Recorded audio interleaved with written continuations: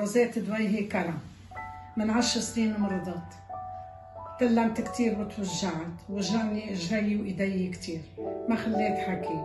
عدت قلت له سيد بدي اروح انا على اوتيل ديو، ما بقى بدي اتحكم هون. حملت حالي ورحت على اوتيل ديو.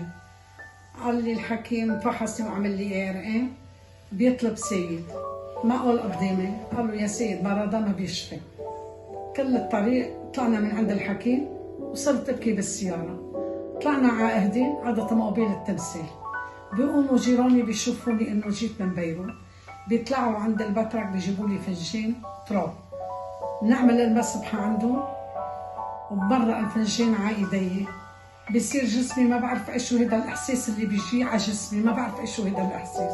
هلا انا وطالعه جوتي يوصلوني على البيت، قلت لهم لا ما تاخذوني انتم على البيت، طالما اخذي تراب من بترك الدوية انا بدي امشي.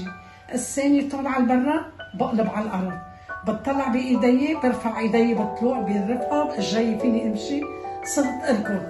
هلا ركضت على النبع وشكرت البترك الدوية وحطيت ايدي بالتراب وبالزهور، وقلت له انا بشكرك يا بترك الدوية، انت تشفي كل مريض يا رب.